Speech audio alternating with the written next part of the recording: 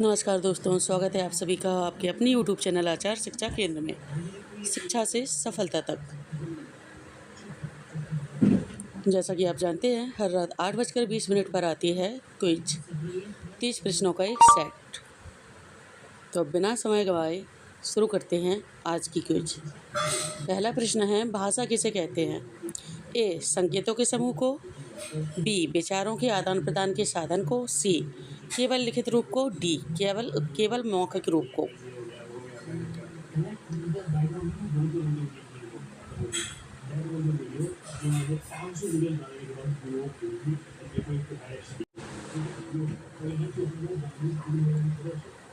संकेतों को तो भाषा माना ही नहीं जाता, दो ही रूप माने जाते हैं, लिखित रूप और मौखिक रूप, किंतु दोनों को साथ में माना जाता है। केवल वाले सारे कैंसिल हो जाएंगे, तो आपका ये भी कैंसिल हो गया क्योंकि संकेतों के समूह को है। सी में केवल लिखित को है तो ये भी कैंसिल हो गया, और डी में केवल मौखिक को है, ये भी कैंसिल हो गया।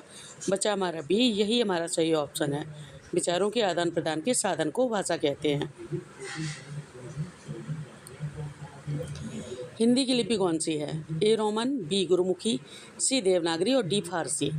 मैं आपको बताना चाहूँगी, रोमन लिपि इंग्लिश भाषा की है, जिसे हम अंग्रेजी भी कहते हैं। हिंदी में अंग्रेजी या आंग्ल भाषा कहते हैं। बी. गुरुमुखी पंजाबी भाषा की लिपि है। फारसी उर्दू और अरबी भाषाओं की लिपि है। हिंदी की लिपि है देवनागरी, और सिर्फ हिंदी की ही नहीं, संस्कृत, गुजराती, मराठी भाषाओं की लिपि भी देवनागरी ही है।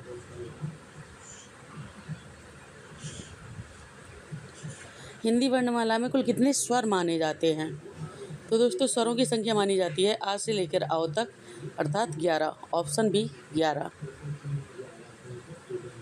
निम्नलिखित में कौन सा अयोगवाह है? थोड़ी सी प्रिंट मिस्टेक है यहाँ पे, सी नंबर में अंग है ये वास्तव में। अंग और आह को अयोगवाह कहते हैं। ऑप्शन सी में अंग है, यही हमारा अयोगवाह है। सार्थक वर्ण समूह को क्या कहते हैं? वाक्य, शब्द, वर्ण और पद। तो सार्थक वर्ण समूह को शब्द कहते हैं। शब्द समूह को वाक्य कहेंगे, किंतु वर्ण समूह को शब्द कहेंगे। वर्णों के सार्थक समूह को ही तो शब्द कहते हैं। ऑप्शन सी हो जाएगा।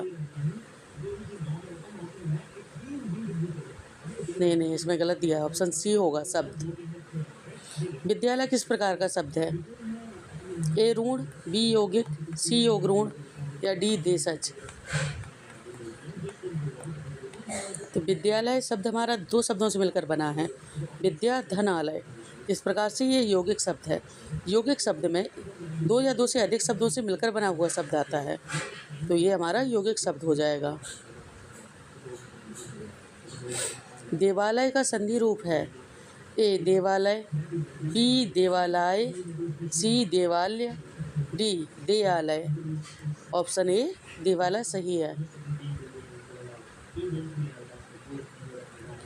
राजेंद्र का संधि विच्छेद होगा? राजा धनेंद्र और राजा धनेंद्र। ऑप्शन बी राजा धनेंद्र, अर्थात राजाओं का अधिपति राजेंद्र होगा। लड़का कौन सी संज्ञा है? इसमें मुझे नहीं लगता कि ज़्यादा बताने की ज़रूरत है। लड़का जातिवाचक संज्ञा है। लड़का, नदी, जो एक तरह के बहुत सारे होते हैं, वो जातिवाचक में ही आते हैं। वह कौन सा सर्वनाम है? वह, मैं, तुम, तीनों एक ही प्रकार के सर्वनाम हैं, और तीनों के तीनों पुरुषवाचक में आएंगे। किंतु यदि पुरुषवाचक का भेद पूछा होता तो वह अन्यवाचक में आता, अन्य पुरुषवाचक में, तुम मध्यम पुरुषवाचक में आता, और मैं या हम उत्तम पुरुषवाचक में आता। फिलहाल वह पूछा है जो पुरुषवाचक का हो जाएगा। ऑप्शन सी।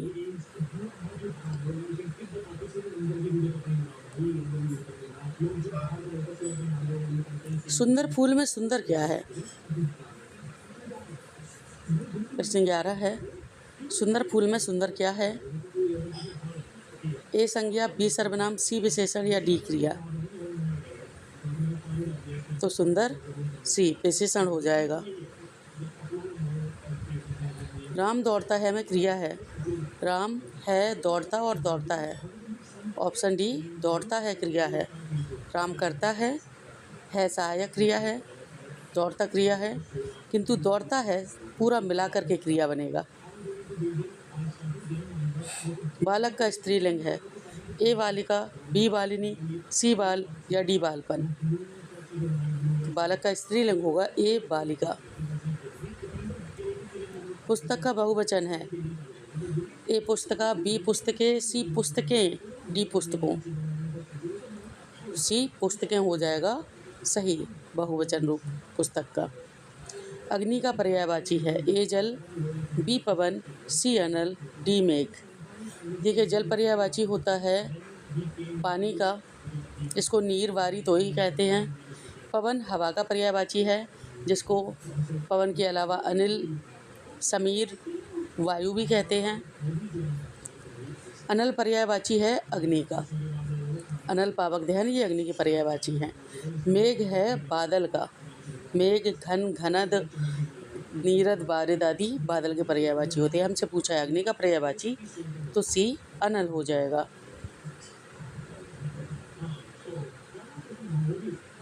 उन्नति का विलोम है, प्रगति नहीं होगा, अवनति हो जाएगा। उन्नति का विलोम अवनति। प्रगति, विकास उन्नति के ही पर्यायवाची है, लेकिन विलोम अवनति है। हिंदी साहित्य का आदिकाल किस नाम से भी जाना जाता है? तो हिंदी साहित्य के आदिकाल को वीर गाथा काल कहा जाता है, सिद्ध सामंत काल कहा जाता है। डॉक्टर रामकुमार वर्मा ने उसे चारण काल का नाम भी दिया है, किंतु इन ऑप्शन में केवल एक ही है, वो है वीर गाथा काल। भक्ति काल को स्वर्ण काल के नाम से भी जाना जाता है।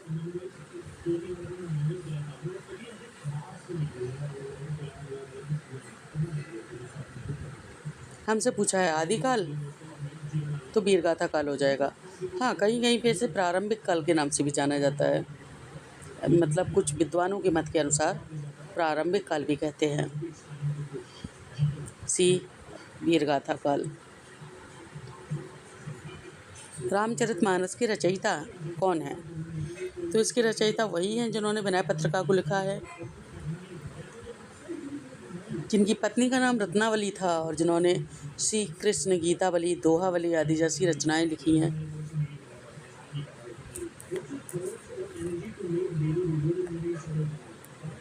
कबीरदास जी सगुण उपासक नहीं थे, निर्गुण ब्रह्म के उपासक थे, तो सगुण भक्ति धारा की रचनाएं उन्होंने करी ही नहीं है। राम या कृष्ण कोई उनका विषय नहीं रहा। सूरदास जी कृष्ण भक्त थे, उन्होंने राम जी की भक्ति में कुछ नहीं लिखा। बिहारी जी, इनके तो 100 दोहों का समूह है कुछ। तुलसीदास जी ने रामचरितमानस की रचना की है। अवधी भाषा में आपने रामचरितमानस को लिखा है।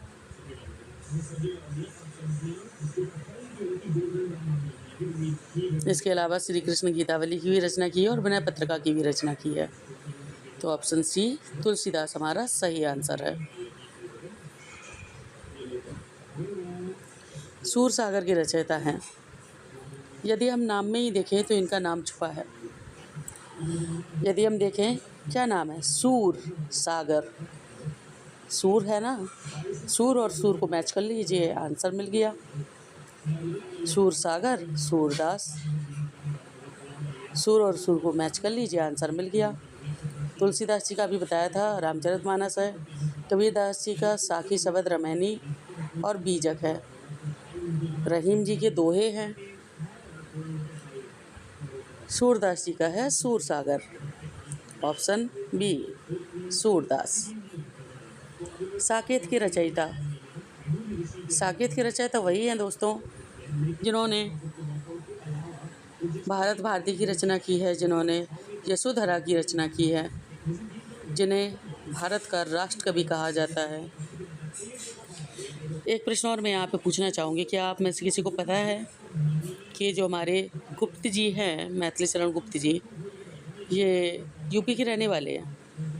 क्या आप में से किसी को पता है इनके गांव का नाम, कौन सा गांव है इनका?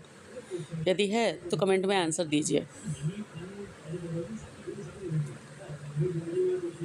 मैथिली शरण गुप्त जी ने भारत भारती, साकेत, यशोधरा जैसी कृतियाँ लिखी हैं। जयशंकर प्रसाद जी ने कामायनी, आंसू, लहर, झरना, कंकाल, तितली, इरावती,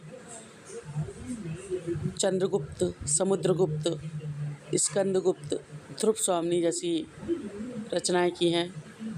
महादेवी वर्मा जी ने निहार, नीरजा, मेरा परिवार, यामा, अतीत के चलचित्र जैसी रचनाएं दी हैं। तथा सूर्यकांत त्रिपाठी निराला जी ने लोकायतन, वह तोड़ती पत्थर, युगधारा जैसी रचनाएं दी हैं।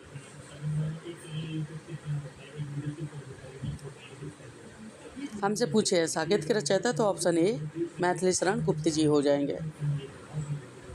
इन्हीं को भारत का राष्ट्रकवि भी कहा जाता है तथा रामधारी सिंह दिनकर जी को कहते हैं भारत का द्वितीय राष्ट्रकवि। भारत भारती किसकी रचना है? लीजिए, भारत भारती उसी की रचना है जिसकी साकेत है, अर्थात ऑप्शन सी मैथिली शरण गुप्त। प्रेमचंद जी को दोस्तों करम का सिपाही कहते हैं और उपन्यासों के लिए प्रमुख रूप से जाने जाते हैं। गोदान, गबन, रंगभूमि, कर्मभूमि आदि, सेवा सदन आदि कई सारे उपन्यास लिखे हैं आपने। आपको कलम का सिपाही भी कहा जाता है।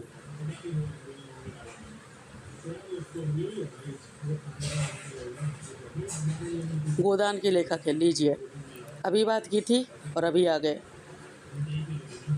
तो इनका नाम मतलब वास्तविक नाम धनपत राय है, किंतु रचनाएं, साहित्यिक नाम जो है वो प्रेमचंद है। आपने उर्दू में भी रचनाएं लिखी हैं नवाब राय के नाम से।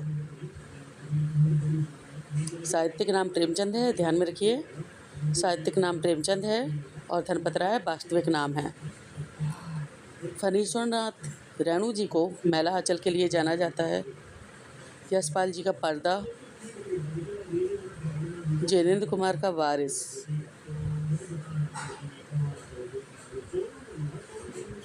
गोदान के लेखक हैं मुंशी प्रेमचंद जी।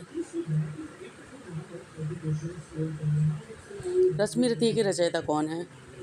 तो रश्मि रथी के रचयिता वही हैं जिन्हें भारत के द्वितीय राष्ट्रकवि कहा जाता है, अथवा जिन्होंने उर्वशी और कुरुक्षेत्र जैसी रचनाएं की हैं, जिनको हिंदी साहित्य के जगत का सूर्य कहा जाता है। सूर्य अर्थात दिनकर, दिनकर दिवाकर सूर्य के पर्यायवाची होते हैं ना, तो इनको उपाधि मिली हुई दिनकर की। रामधारी सिंह नाम है आपका, दिनकर की उपाधि मिली हुई है आपको। आप ही हैं रश्मि रथी के रचयिता। Option A Ramdhari Singh Dinkar.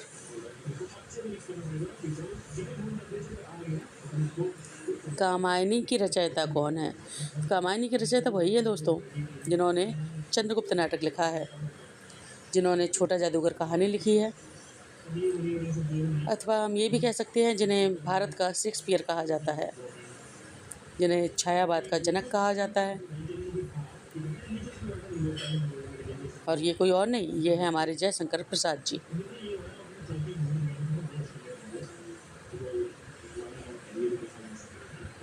वह तोड़ती पत्थर कविता के कवि हैं। इसका आंसर मैं आपको पहले दे चुकी हूँ। अभी 3-4 क्वेश्चन हुए होंगे ज़्यादा से ज़्यादा, तभी मैंने आपको इसका आंसर दिया था। इसके रचयिता हैं निराला जी। सूर्यकांत त्रिपाठी निराला जी हैं, जो वह तोड़ती पत्थर कविता के कवि हैं।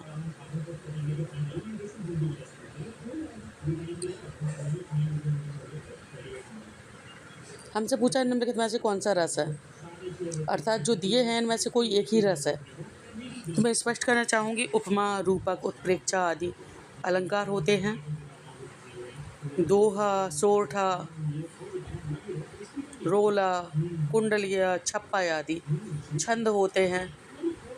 समास, शब्द रचना, भाषा की रचना में प्रमुख योगदान देता रहता है इनका। तथा वीर जो दिया है ऑप्शन बी में, ये रस है। श्रृंगार, वीर, हास्य, करुण, ये रस हैं। तो हमारा ऑप्शन बी सही हो जाएगा, वीर रस।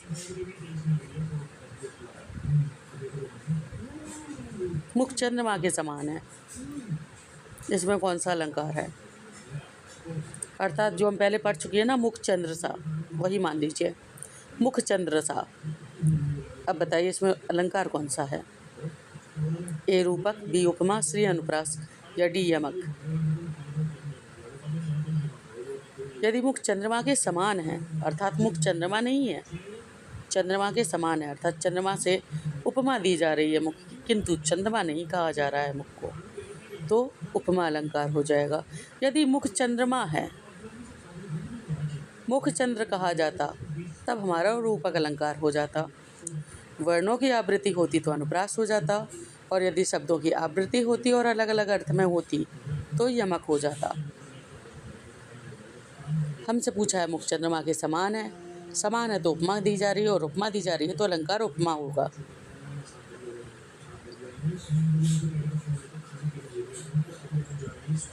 दोहा किससे संबंधित है?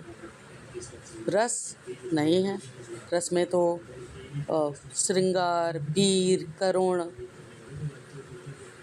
और कौन सा है हमारा, हाँ रौद्र है, भक्ति है, किंतु दोहा नहीं है। अलंकार में अनुप्रास, यमक, श्लेष, उपमा, रूपक, उत्प्रेक्षा आदि हैं, दोहा नहीं है। संधि में स्वर है, व्यंजन है, विसर्ग है, दोहा नहीं है। छंद है दोस्तों, दोहा, दोहा छंद है। दोहा छंद है जिसमें 4 चरण होते हैं। ये एक अर्धसमात्रिक छंद है। इसके पहले और तृतीय चरण में 13-13 और दूसरे और चतुर्थ चरण में 11-11 मात्राएं होती हैं। और ये ध्यान देने वाली बात है कि चारों ही चरण में जो मात्राएं होती हैं, मात्राओं का क्रम होता है, वो विषम होता है। विषम चरणों में भी विषम होता है, सम चरणों में भी विषम होता है।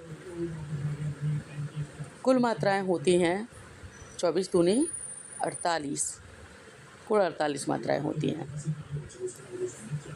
तो सी छंद, दोहा हमारा छंद है। कबीर के दोहे किस साहित्यिक विधा से संबंधित हैं?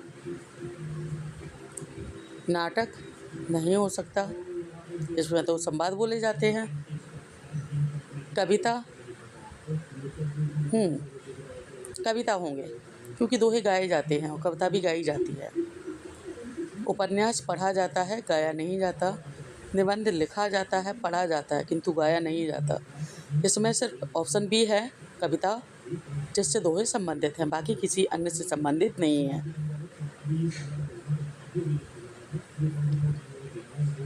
कबीरदास जी के कई सारे दोहे हैं।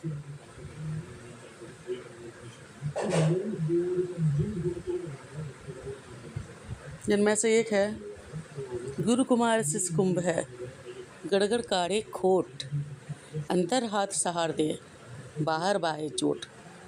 अर्थात गुरु एक कुम्हार की तरह है और शिष्य घड़े की तरह है, और कुम्हार घड़े में कोई भी खोट ना रह जाए इसके लिए उसको अंदर से सहारा देता है और बाहर से उस पर चोट करता है, ताकि उसके जितनी भी उसमें कमियां हो वो सारी सही हो जाएं और सुंदर मटका बन करके तैयार हो जाए।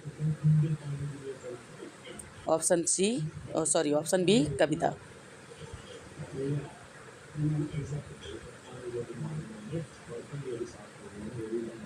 अंतिम प्रश्न आज की श्रृंखला का, पंच परमेश्वर के लेखक कौन है?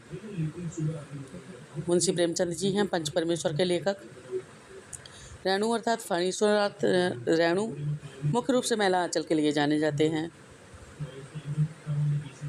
प्रसाद जी को तो कौन नहीं जानता। कामायनी की रचना की आपने, जो कि महाकाव्य है। इसके अलावा चंद्रगुप्त, स्कंदगुप्त, समुद्रगुप्त, स्वामिनी नाटक हैं। कंकाल, तितली, रावती आदि उपन्यास हैं। आंसू लहर झरना काव्य संग्रह है। Option A Premchand. ये रहा आपका बोनस प्रश्न। इसका उत्तर मैं आपको नहीं दूंगी, इसका उत्तर आपको स्वयं कमेंट में देना पड़ेगा, और साथ ही यह भी बताना पड़ेगा कि आज आपने कितने प्रश्नों के सही उत्तर दिए हैं। नदी शब्द का बहुवचन क्या होगा? ए नदियाँ, बी नदियों, सी नदियाँ या डी नदियाँ? तो ऑप्शन ए नदियाँ आपका सही है। इसी के साथ आज की प्रश्नोत्तरी समाप्त होती है। कल फिर मिलेंगे एक नई कक्षा में एक नए शीर्षक के साथ।